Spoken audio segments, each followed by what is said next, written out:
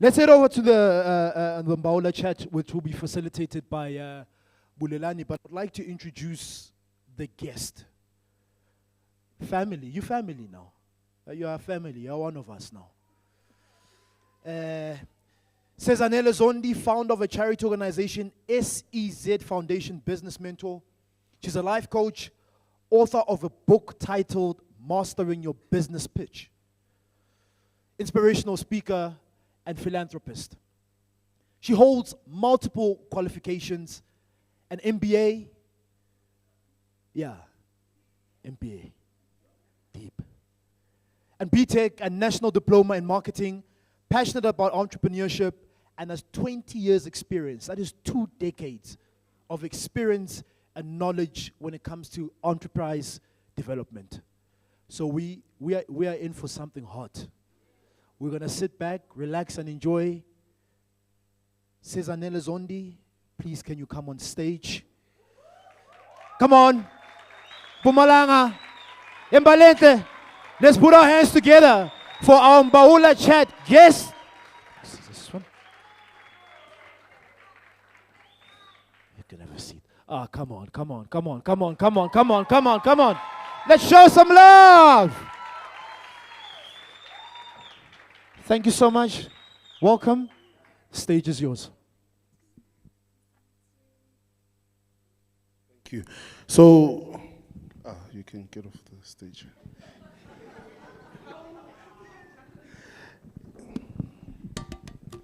Yeah, this is my moment to shine. I'm kidding. No, man, guys, this is our Mbawula chat. And I guess in the concept of Mbawula chat, this is where we talk to a very seasoned individual, entrepreneur, pioneer, needle shifter, who's done very well for themselves, and who does impactful work in various ways, And I guess this then becomes, and the whole concept of Mbawula chat, fireside chat, sitting around the fire, just sharing nuggets. So when you sort of look at the program and the day, this then becomes the almost inspirational element where you actually learn from abantu abahambe phambili, in a sense, So we've got this amazing, wonderful powerhouse of a lady who does exceptional and amazing work, in and around Mpumalanga, who's a really amazing gift to South Africa. But in the absence of the introduction, in the interest of me saying whatever it is that I would have said now, please introduce yourself. Ungubani, waguphi, kanjani. Thank you very much, Blair. And it's correct, now I'm part of the family. Because this is our second time that I'm here with T. My name is Sezanele Zondi. In short, I'm Sfiso's mentor.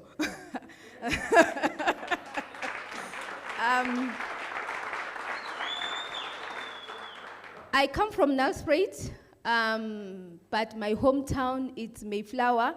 So this is my district municipality, so I'm home, I must say. I think, every time when one reads your bio, just like Doctor said, sometimes you sit back and like, oh, that's me. In a nutshell, Sezanele is someone who's passionate about entrepreneurship. When you follow me, I love small business. When you're in business, you're my best friend. I love serving people, and I work. I have an 8 to 4, my employer of choice. That's where I work, but I am an entrepreneur, and I'm also married to an entrepreneur. I'm a mother, a wife, and I think that's in short. And I think, just on the back of that, why coaching and mentorship, Because you wrote a book as well, and I love the book because the book for me talked about something that is very close to my heart, which is pitching. Because I believe that intrinsically, every day is a pitch. Life is a pitch. You want a job, it's a pitch. You want to get funding and finance, it's a pitch, it's a sale, And I think sometimes we negate that, So we get to rooms like this. That's why we have the networking mixer. Because we get to rooms like this and then someone, no, you can't have it because your opportunities are here. And your next, bread or growth or opportunity is in the room.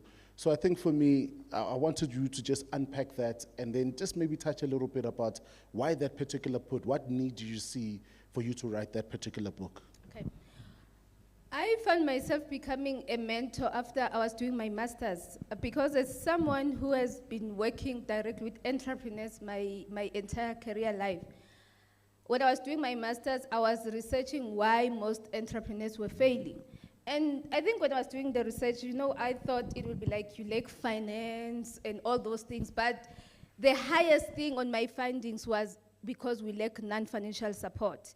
At that particular time, they were rare to have platforms such as this. So, and then I took it upon myself, because it would not have served any purpose if I did the research and I was able to find out where was the gap, why was, especially people that I've always been working with. So I started my journey being a mentor for free for NYDA. I said, let me raise my hand. This is a new environment. This is something that I don't know much about it.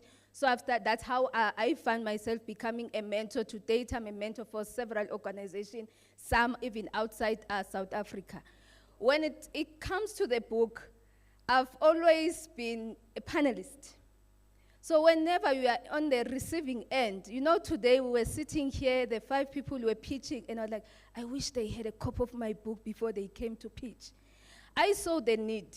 And I also understood that being an entrepreneur, you don't have information. Actually, some of you are hearing the concept of pitching for the first time if you are not following T.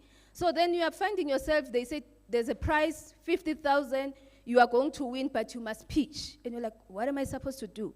So I then decided to write an easy-to-read handbook. If you get a copy of the book, you can read it today and go and pitch tomorrow, because it also have a practical pitch. One of the people that when I was writing the book was Fiso. I said, because we went through the journey of you pitching, write your pitch so that the next person can be able to read and be able to understand the concept of pitching. So I was just inspired, and I wanted to close a gap and make sure that the entrepreneurial journey for each and every person is easy.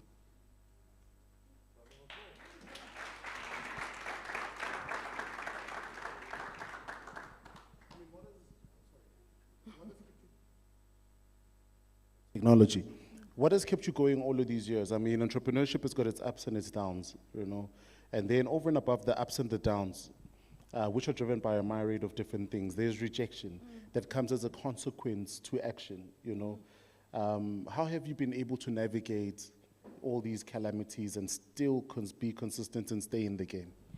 Hearing a story such as Fiso, it keeps you moving, and you believe definitely you are making an impact. I was through his journey when his business partnership went sour. I'm not sure how many times we could engage and we'll talk, how do I get myself out of that? So what drives one, I honestly believe, is that if you are doing something that you like and you are doing something that you are passionate about, regardless of the rejection, regardless of the difficulties, that keeps you going. So hearing the success story, I always say I'm the richest person in the whole world because of so many millionaires that throw my little hands, and I always look at like, we are doing so well, and it makes me proud as a mentor. Round of applause. But just off the back of that, because when Isfiso mentioned that, and I think also Sbu alluded to it, there was a lot of inquisitive gestures that went in the room. And I think when we hosted our last workshop in Mabopane, that's one of the biggest things that sort of came out from that legal workshop. What, especially the partnership part, right? What do you think for you becomes the right makeup of partnership? Because sometimes, that's how we start. Umchita, lady, or guy, or whatever the gender makeup is, we sit there and then we think, no, Mfana, but we can start this internet cafe or this photography business. Then we start it. Is that the right way to start, or what are some of the things that we need to consider? Should we consider going into partnerships? I think the first thing is to be in a partnership with someone who also shares the same vision. Our issue is we just mix business with pleasure. I always say don't be emotional when you go into business. It's money. And doctor said money is all about emotions. So if I want to start a business, I've been an entrepreneur throughout my journey, but I don't remember any day going to my siblings and say, please come, I want you now to sell my books or to manage me wherever I go to speak. Because I definitely understand business has nothing to do with anyone. And the second one, we never really have the conversation of saying, why must I partner with you? What is it that you are bringing on board? Because if Sfiso was able to ask the partner that, he would have said, no, this one is not the correct partner for me. And then the third one, we don't have a clear roles and responsibilities, so there's no delegation. If I'm relaxed, I'm sleeping, you go and work, we never said who must do what. And it's very important that before we sign the agreement, let's sit down and say, you will be in marketing, you will handle our finances, and at the end of the day, let us be accountable, both be accountable to each, to the both of us. So we use emotions, we use friendship, we use relationships, and at the end of the day, it becomes sour and we hate each other. Just now, I think Sfiso with his former partner, they can't even meet and greet, because they went into a sour relationship. So ask someone, what is it that you are bringing on board? And also check the personality of the people. Not everyone is called for business. And we really need to accept that and respect that. You cannot force me today to say, go and sell fat cakes. I don't know anything about selling.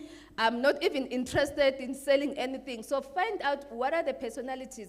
Can we really work together before we even go into business? I really like that because it touches on the values, the character traits. And I think, I love the fact that it was mentioned earlier on. I mean, we've got an amazing glossary on YouTube of this content. Because if you wanted to know the legal structure that was shared, for instance, if you go into a partnership with someone, you need to have a partnership agreement. Yes. So just because you're in partnership doesn't mean that person is the right person to work in the business. That person who works in the business must further have an employment agreement to work in the business. The shareholders agreement means that at the end of the year or the financial year, if the business has made money, you share the money. But the one who works in the business must get a monthly salary. Because then the biggest frustrations and challenges is, but when you're sebenza, but angsebenzi, but low put up 100,000, but they're working a 9 to 5. This one is the one working in the business, but they split the money equal. It is not equal. What is the importance of mentorship? Especially for business owners, and on the back of that, it's the importance, and also could you please just unpack, you've mentored quite a number of people. How should you be conducting yourself in a mentorship relationship? Because I think that's such a Very pivotal important, thing. Yes. When you are an entrepreneur, it's a very lonely journey. It's a journey that when the going gets hard, you can't even go to your parents because we'll say, you are educated, go to school, forget about what you want to do. You can't even go to your friends. Sometimes they're like, who did you think you are? You thought you will be better than everyone. And for that particular reason, you need someone who will understand you. You will need someone who will hold you accountable. Immediately when we go into a relationship of a mentor and a mentee, I then become responsible for your success, for your failures, for your headache, when you feel burnt out. So I become a cushion for you, and we all need a mentor in our business life and also in our personal life, actually. Because then you have someone that you can always bounce ideas with, and you also have someone that you can trust, which is one of the most important things when you have a mentor. If you are looking for a mentor and you can see, I cannot trust this person. And also as a mentor, when I meet a mentee and I can see that you are not trusting the process, you are looking for a miracle, I cannot pray for you overnight and you become a millionaire. So it's all about one, being willing to trust the process and also to trust you as a mentor and understanding that they are going to lean on you and you are not going to do it for them. I don't even remember one day Sfiso saying, hey, my mentor, go and get a client for me. I don't do it for you. I walk beside you. So I show you the door. And most of the time, before even the relation starts, we say, what is it that you want to do? Then once you are clear, say, this is what I want to do for my business or for my personal growth or for my business to scale up. How do you intend to do it? Because you need to have the answers. My responsibility as a mentor is to say, that one is not going to work. Why not try it this way? And also a mentor is able to also to share that, we need someone that we can look up to. We need someone that can motivate you. And most of the mentors, they have been through a lot. So I know definitely what is it that I'm going through. So, you know, we host pitches like these, and I mean, we've had over, I don't know how many participants of these pitches, right? And I guess, and you also engage with entrepreneurs. Yes. And I guess time and again, you consistently hear entrepreneurs, and I guess on the backdrop of the topic of today, right, mastering your money, talking about how we need finance, we need finance, we need finance. Yes. So I love what you opened up with in saying that the purpose for the book was to empower the individuals with the soft skills to acquire the finance. How important is that, so that the individuals actually understand that beyond just wanting the end resource, which is the money, there are things that you need to then build up and bulk up before you get the actual resource? Okay. Whenever I meet an entrepreneur and the first thing you say, I need money to start my business, you are not called to be an entrepreneur. Money will not start a business for you. Money must find you moving. Because once money finds you moving, you are going to respect that. Everything. No, pause. That deserves a round of applause.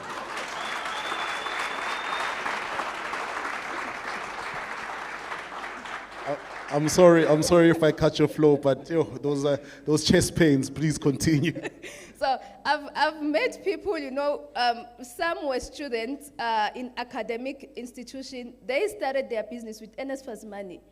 I know a lot of entrepreneurs, when it was locked down, there were those 350. People started business with that 350. Hence, I'm saying you don't need money to start a business. I had a privilege, my employer of choice, it's Mega, we're working with funding businesses. And most of the people, when they do a business plan, they think, you know what, I'm gonna knock at this door, they're going to give me money. At most of the time, 99%, your application is declined. Because now, as an entrepreneur, it's an idea, and an idea that has not been tested. I think what Doctor was touching on, when you're approaching like a government agency like ours, we don't even focus much on whether you're blacklisted or not, because we are government. It's only when it's a judgment, it's a serious crime, we won't even touch you. But we are always saying, would you put your money in your business? If you were on the other side of the table. If your answer is no, no one is willing to bet on you. It means you don't even trust your business idea enough to put your own money. So why would you knock at Nedbank and say, hey, Nedbank, fund my idea, if yourself you are not willing to do that? So I think it always starts like that. Yourself, believing in your idea, work hard, look for money, hustle. You know, an entrepreneur, it's one person who always hustle. They make way, those people. I always say when I meet you, you cannot allow any door to be shut. Knock that door down. I met someone while we were networking, like, have you been to NYDA? He's like, yeah, I've completed the form. They have not called me back. I said, have you been to NYDA yourself? Because sometimes we expect that there'll be a miracle. NYDA will call you, Sezanele, please come and see us. We've seen, sometimes go there and force those doors to open because you believe in what you want to do. Thank you so much.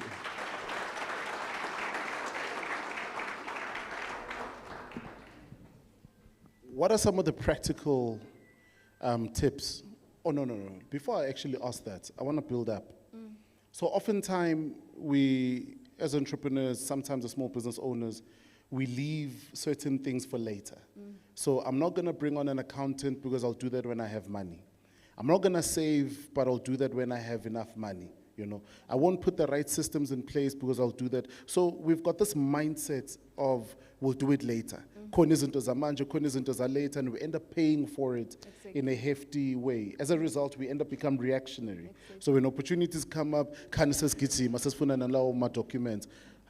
How can we work around that? And what sort of a mindset do we need to have as an entrepreneur to work around that? Because opportunities miss us because we are not ready, you know. Exactly. Put your house in order so that you are ready for war. You can never be ready for an opportunity if your house is not in order. First, you cannot be telling me that you are an entrepreneur, you are running a business, but you don't have the business account. Because most entrepreneurs are like, oh, no, I'm still putting it in my savings account. And I'm like, what does your savings account has anything to do with the business? And what does that make? It compromises your opportunity to scale up your business because you cannot track. You don't have track record. So the first thing that we always say when we take someone through the journey is that put system in place. System are going to assist me to be able to monitor you, and also they are going to assist you to monitor yourself. Because as much as mentorship is a journey that is never ending, at some point I need to take a step back and see that this child is able now to run on their own. So it is very important that as we are starting, attend such session. You know, I was looking at the room, I expected this room to be packed. But also I'm one person who believes that, you know what, whenever there's an opportunity for breakthrough, the devil will hold us back. So today, people who are here, it's because God wants to release them from poverty. So those who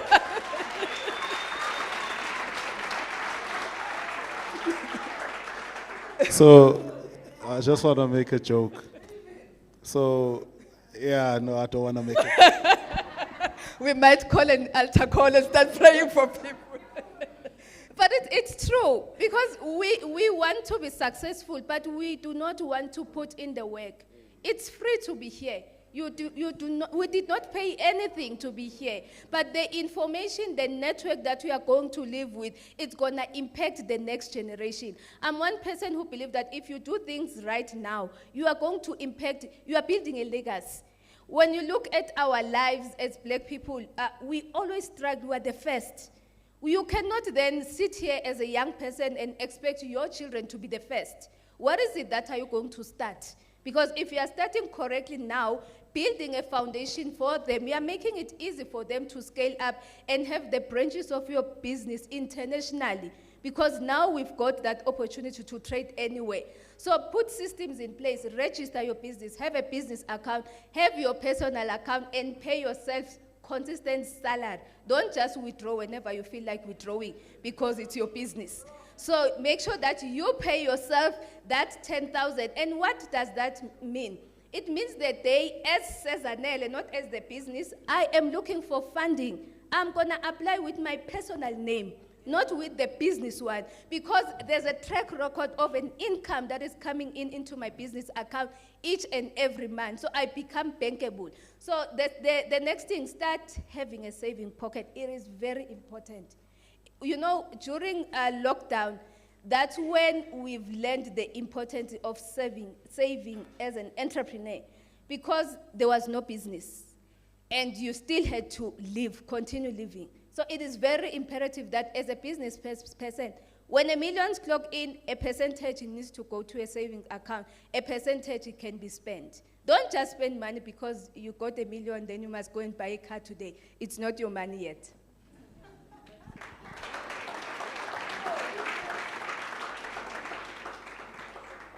We often start businesses by whatever reasoning, but the idea of delaying the gratification is something that we don't think about, or it's something that we don't entertain because we want to make money and eat now. Yeah. How important is it in playing the long game and delaying the gratification and really reinvesting in your business, whether it's resources as time, so that your business can scale and grow? Okay. I think, as I was saying, you know, when you teach yourself financial discipline early in life, it becomes easy for you to scale up on your own. When you are looking for funding, the paper trail, it's a headache. The requirements are a headache. We may be sitting here and say, come tomorrow. When you go there, we send you back and forth, back and forth, back and forth, until you lose an opportunity. When you're in business, an opportunity comes once in a lifetime. And when you miss that opportunity, it might not knock at your door. So if you are not financially ready, because you were not prepared to meet the demand or to take advantage of the opportunity, you'll never be able to scale up. So it is very important that you start saving now for your own growth. You start saving now for those hard times. I know a lot of entrepreneurs who said, our business was doing well. Post-COVID, there was no business. We had to close door. We had to retrench, just like any well-known organization have done so. But if you had a saving pocket, it then allowed you to be able to go back and restart your business. So start little. I think, Tina, we teach that for you to save, you must save from $1 million. Or you are waiting for your bank account to have $1 million. But 100 rand of saving this month is better than a 0 rand of not saving at all. Thank you so much for that. And I mean, in your years, oh, round of applause.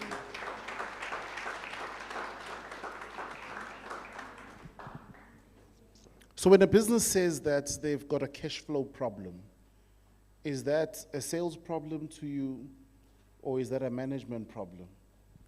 It's both. Why am I'm saying it's both?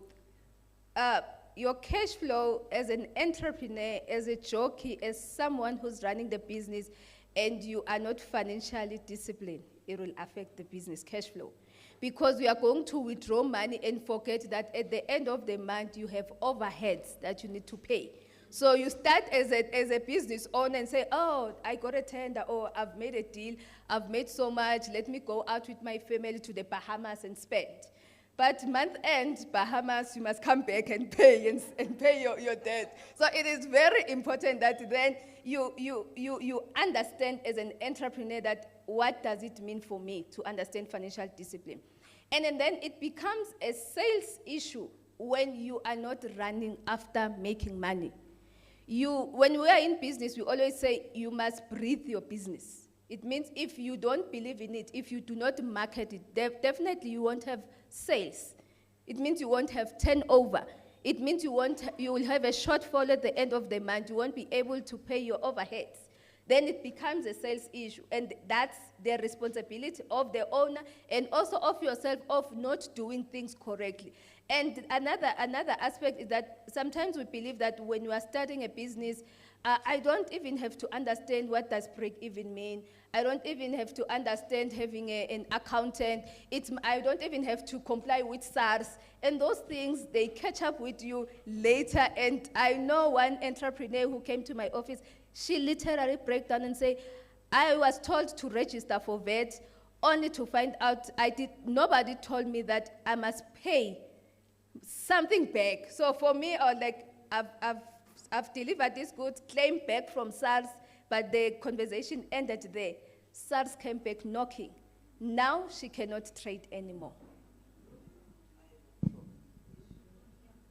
Yeah, VAT, it's a real thing. That threw me aback. I lost my train of thought there, but just to sort of recenter and realign my thinking, right? What are some of the biggest challenges in the years that you've worked with entrepreneurs that are sort of common challenges, especially around management and finances, and how can entrepreneurs really work around those very basic challenges? I always say, be faithful with the little. That's a Bible quote. You do not expect anyone to trust you with millions if with the 100 rand that you make today for selling the car holders are there, you cannot account for it. So have an accountant early when you're starting a business so that compliance is in place.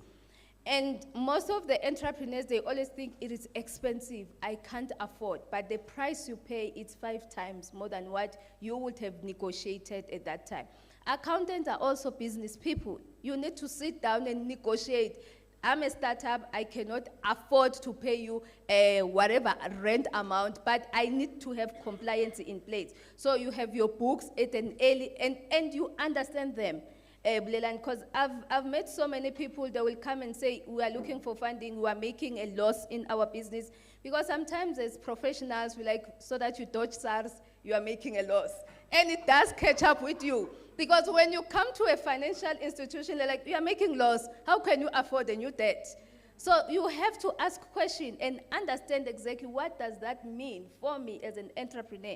So you have to understand your finances as a business person. That's the biggest mistake that we make. The second one, we don't separate our business from our own personal lives.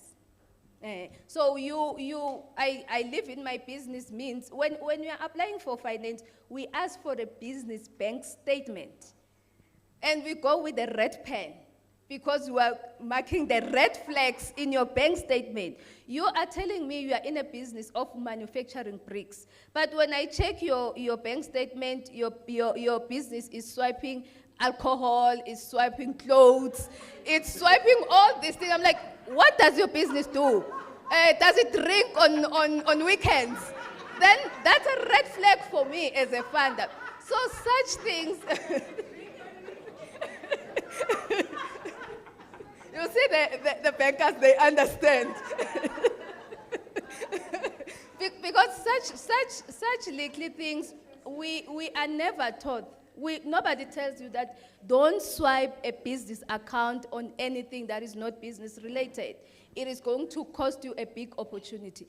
So I always say, pay yourself and then swipe with your business bank account everywhere. However, there are business meetings that I go to. Then I swap for food because I'm in a business meeting and it's justifiable.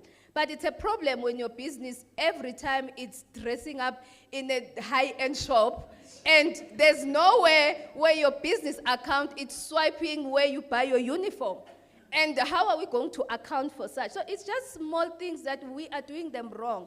And sometimes I don't blame people whenever I meet them because nobody hosts such sessions. Nobody really does that and take us through a reality check and say, what are the implications of you not separating yourself from the big, from your business? And I think just on the back of that, right, because I guess that's the action.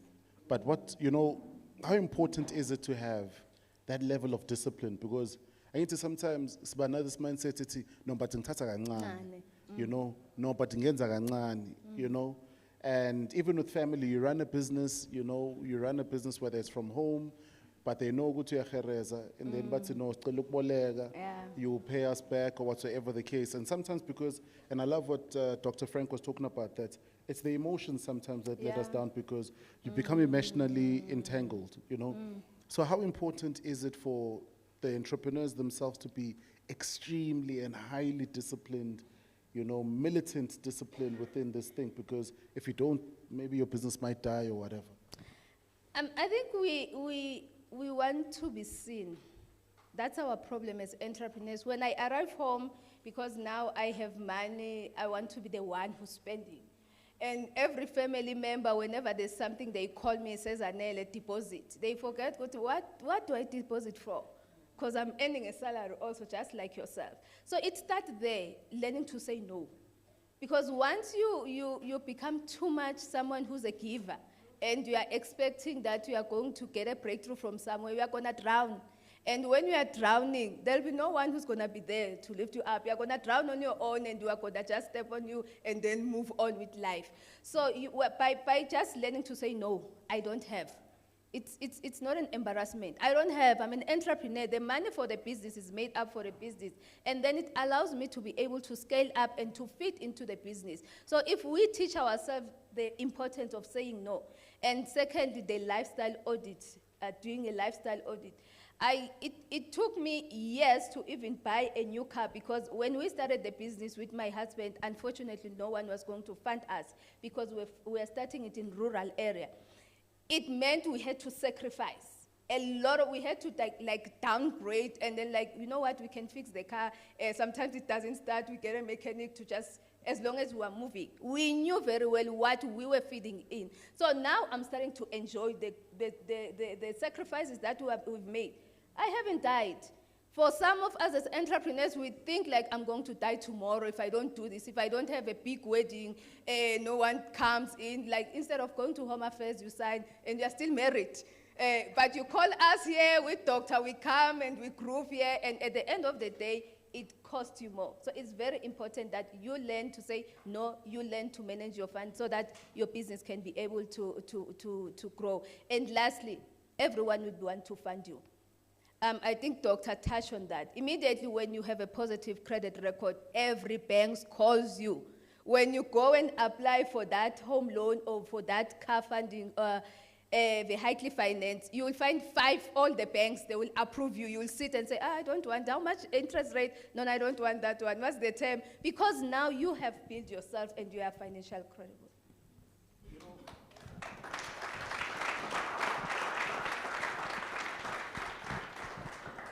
So time and again, you talk to entrepreneurs and this entrepreneur shares his or her story about how I've just won a 10 million rand contract, whatever the rand value, but I just realized at the end of this contract that I'm actually not going to make any money.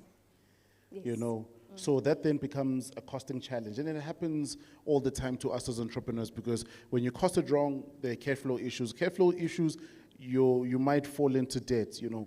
How can we work around that so that it's never a knee-jerk reaction which you've costed wrong? Because sometimes once you've put in the amount in the bid, the amount is in the bid. That's It's either you deliver or they cancel the bid and they hold you liable to certain degrees. Get actual quotations, because most of the time we think if I'm cheaper, they are going to appoint me to go and do catering for tea. But now we are not going to make money, you're going to work at a loss. You might be cheaper. For me, who was looking for a service provider, I'm always looking for saving money. So I'm going to appoint you. Of how you take care of the shortfall, it has nothing to do with me, because I expect you to deliver at the end of the day. Get actual quotation. I always say, you cannot say your strategy of starting a business and also of attracting new customers who are going to sell your product cheaper than your competitors. Then you are in the wrong business. You are going to close shop because you do not factor in your cost. And your cost is what determines how much am I supposed to price my product. So it is very important that you get quotation. And that same applies when you are looking for funding. People, they always hear that, you know what, the bracket for looking for funding from NYDA, it's 100,000. You know very well your business requires 200,000. But now you try to squeeze everything so that you fit within the bracket. You will not be able to implement a proper functional business if you do that. Round of applause, ladies and gentlemen.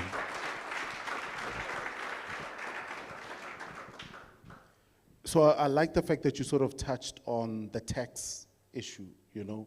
How important is it? Because compliance will always remain, you know, the bedrock and the pinnacle at which our businesses grow, they fall, and the sort. How important is it for us, you know, to manage compliance? And what does that look like? You know, because sometimes what we do is that we abdicate responsibility. So I finally do afford to pay that accountant, saying it's no msebenzi wako. Then when there's an opportunity, it's I need a tax clearance. No, but where the documents, no, just file zeros. We'll deal with it later, you know. So how important is it to manage cash flow, and what does that really look like in sort of daily operations and accountability? We always think being entrepreneurs in South Africa, it's difficult because we've got so many compliance rather than a foreigner running a spaza shop, not banking, not paying tax, not being accountable to anyone. The benefits are, if you really have a dream of dealing with corporate, they check your SARS status. Once your SARS is not in order, then definitely there's no company that's going to trust you, because remember, also as an organization, they are held accountable by SARS. So they must declare their income. So it's vice versa. It's very important that when we trade, when we are doing a business deal, I can see that your house is in order, you pay SARS. And I've recently learned that, you know, we run away from SARS, but SARS is one of the best friends, if you understand SARS. But we think, when I go to SARS, when I declare, they're going to take all my money. It's a misinformation. We need to be informed. And SARS, you can call them. You don't sometimes even need an accountant, a professional. If your returns was zero, you registered the company, you didn't trade, you submit your zeros. SARS is not going to run after you. You'll get your tax pin. It's available. You can also call and have a session. They also have even online sessions. You can book to attend that. So it's very important that we understand what does it mean for me, and which doors I won't be able to open if my SARS is not in order. So it does affect you, especially when you want to trade. So I've got one last question, then I'll take questions from the floor. But, you know, on the back of this, you know, I learned a valuable thing years ago, that, you know, as a small business owner, if you are planning to succeed, you can't plan to succeed, much like what Sbu said earlier on. You can't plan to succeed, but you are leaving these valuable stakeholders out. So your valuable stakeholders is your accountants, your lawyer, SARS, your CIPC, but also importantly, you've got a bank account which resides with the bank. Build that relationship with the bank manager. A relationship manager. You know, it's very, very important, because what that does it puts you in a clear path, because the engagement is simple. Here's my businesses. I make 10,000 rand a month. You know, looking at my finances, ngenzani ukuthi siqhubekele phambili, you know. Now, when you understand a couple of things, you understand that a relationship manager might not have the capacity to chase after you, because they're probably dealing with 1,000, 30,000 to 4,000 customers. So it then becomes incumbent upon the entrepreneur to be the one who chases them. So when we then saw that, you know, and it becomes a frustrating thing to entrepreneurs, because you say, but imaling nayo. You know, I look at this advert, they are selling this car, it's 7,000 rand a month. I make 80,000 rand a month. This car is cheap. Why do they keep declining me? You have not built the relationship. You are playing the wrong game, you know, and think that you are going to win. It's important, guys. You know, if you want to win, let's follow this amazing advice. Build the relationship with the people who are the custodians for wherever we want these opportunities. Build the relationship with the relationship manager, because they've got experience. I mean, if they're managing 5,000 businesses, you can imagine how much wealth of knowledge and experience they have. But they won't chase you. You must chase them. But my last one, and then we'll open up maybe to 5 or 3 individuals, is this.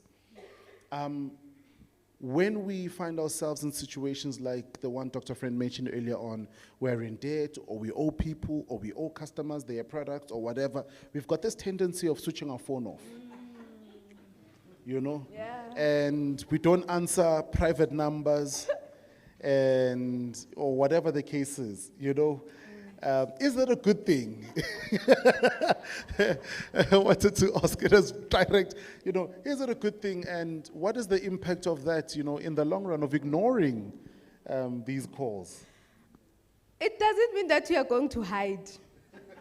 You know, yeah, definitely. They will find you. Even if you are under the table, they will drag you out.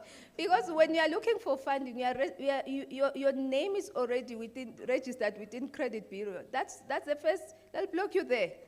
You go to the next door, like now, when you go to each and every development funding institution in South Africa, we go on credit bureau because we know entrepreneurs, they'll go and borrow everywhere and not pay.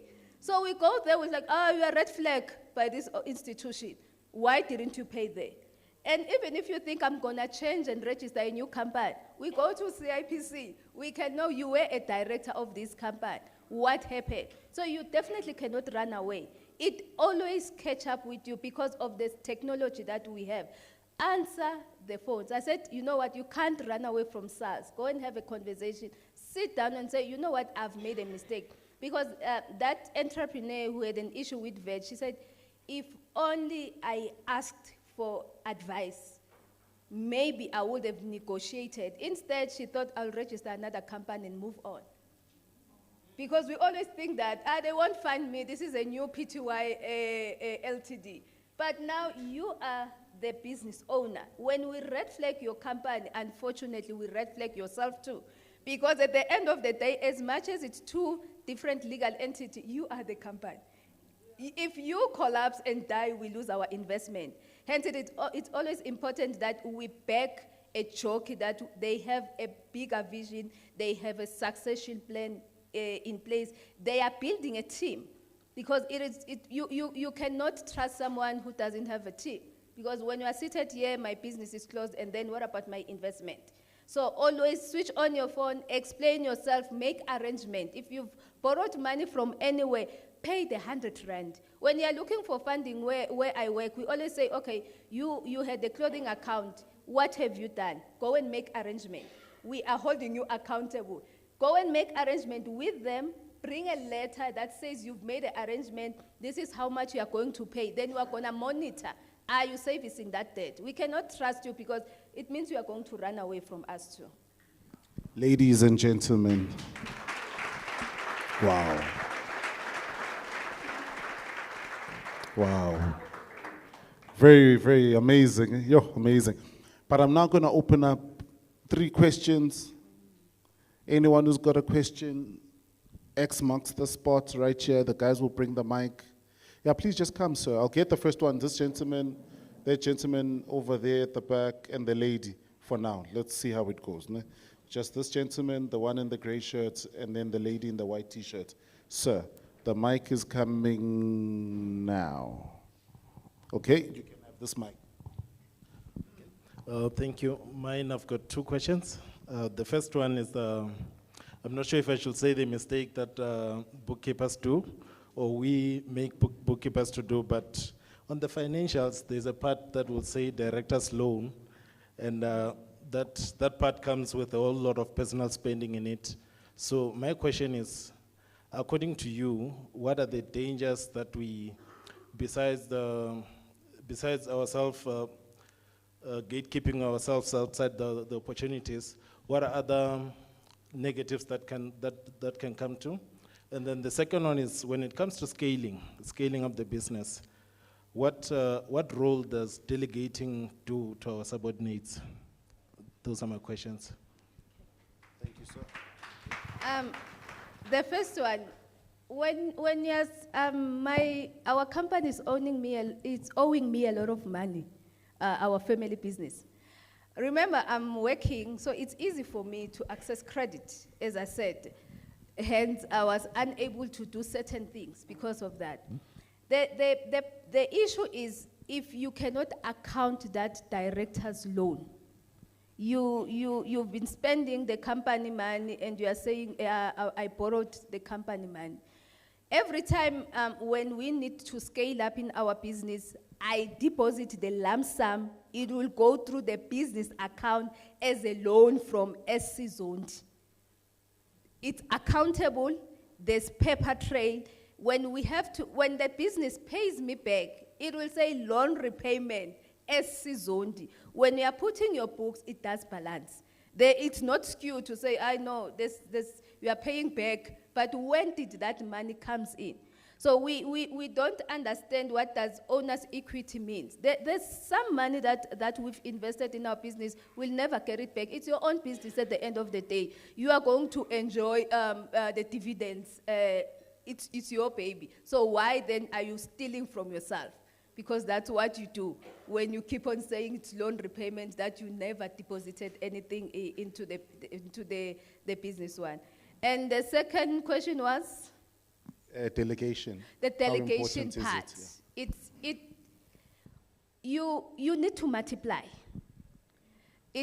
Whenever someone is pitching, if we had an opportunity to ask questions to each and everyone who was pitching, I was going to say, you are silent about your team. For me, as an investor, that's a red flag, because it means you don't have a succession plan in place. It means you are not multiplying yourself. It means you are not even training your team to know how to be yourself. We've started building a succession plan in our own business because it's an ICE business. December, it's our peak. Our children are working there and they get paid. We are building a succession plan. We do not want our business to die with us. We want them to start understanding. They need to know our customers, they need to know quantities, they need to know how to pack ice as cold as it is. We are building, we are multiplying, because one of the mistakes with us as business people, we are not able to teach the next person. And I've learned a lot of people, the reason why they don't do that is because once you employ someone, you teach them all the ropes of your business, they go and start it the next day. And do you know why they start it? You don't have system in place. You don't sign a disclosure agreement. You don't sign a contract. You entered, you employ me, you say, this is how much I'm going to pay you, but you don't sit down and say, should you leave? This is what is expected. You are not supposed to start the same business within. We don't do that as entrepreneurs. So the importance of making sure that your system, your agreement, your contract, as we're touching on, very important when you're doing a business. Thank you so much, my lady. Sir, please just grab the mic from the gentleman over there. If you don't mind, my lady, if you could you please just come join us as well? And then we'll just have to cut it here because I just checked the time. We're 12 minutes over and it's important that we wrap up.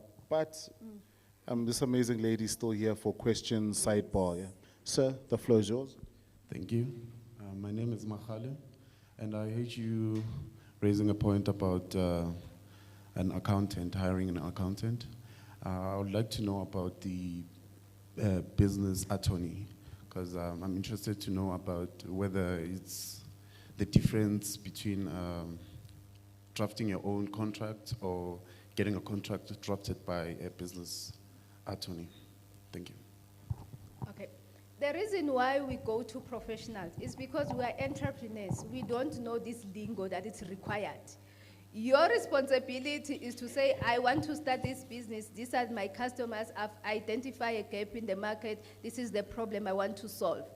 What is required in the contract, how a contract should be drafted, you have zero idea. You can attend all the sessions. So we go to professionals. I cannot say when I have a headache, I can always go over, doctor can attest to that, over the counter and say, oh, met lemon today, oh, whatever medication so that I get better. So you are going to people who are going to then advise you. Draft a correct agreement so that you can be able then, when the going gets harder and tougher and sour, we are able to fall back and say, clause man in the contract it was saying. And we don't usually use government institutions. Sometimes when you go to government institutions, you get these services for free. You don't have to pay for them. But because we lack the knowledge, sometimes you go and get an accountant while you would have walked into SEDA offices. SEDA was going to appoint a service provider who will install systems for you, who will get an accountant for you, who will even train you so that you understand these things. Thank you so much. Sanmanani, my name is Tuli. I just want to ask you about if I start a new business and then I hear you talking about registering a business and then open a bank account. I want to find out from you what kind of a businesses maybe we should register and what kind of a business that we should open the business accounts, because we find us maybe having some businesses like small businesses in our townships, but we don't register them and we don't open the accounts. But we are running those businesses, and at the end of the day, we end up eating the money and not having maybe money for stocks and everything. I know some of us, we've been having business for a long time, but our business are not registered or we don't even have bank accounts. So I just want to find out from you, what kind of a business must we register?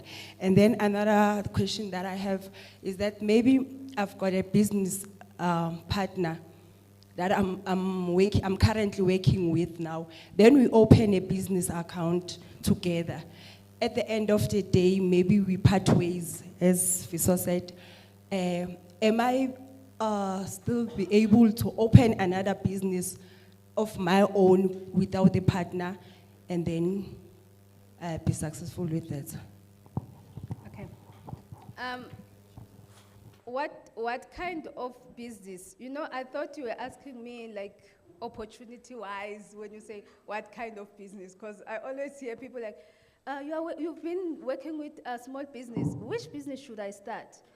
And I always say, but if I knew, would you think I'll be working? Because I know where to get funding. So really, why would I tell you which opportunities here? I know where to get funding. I know where NetBank is. So why would I? But you go to CIPC. You are from Mpumalanga? Embalenhle. You are from here? Okay. You go to your SEDA. They will tell you the different kind of business. Actually, currently, we only have PTY Ltd. We are no longer registering as CC. So that's the only option we have. Unless you want to start a co-op, which it must be a minimum of 5 people, a group, and it's not advisable unless really you share the same vision and goals. So SEDA can assist you. You register with CIPC, a PTY. I know I'm not sure here in Embalenhle, do we have an office for Department of Economic Development?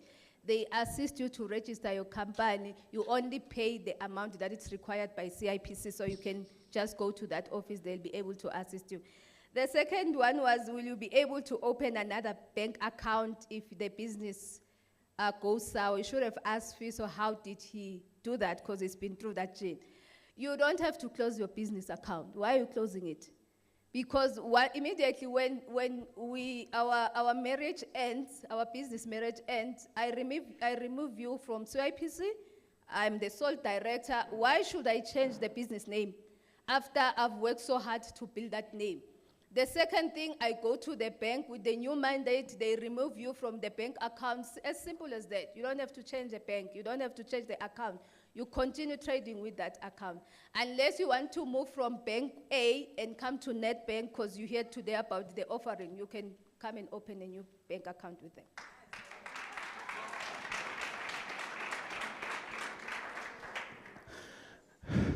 Ladies and gentlemen, there you have it. Thank you so much. Let's give this amazing lady a big round of applause. We are done. So we've got a gift for you, but you know, when I ask you to just stare at that camera there, take a picture, give us that beautiful smile. You're already posing.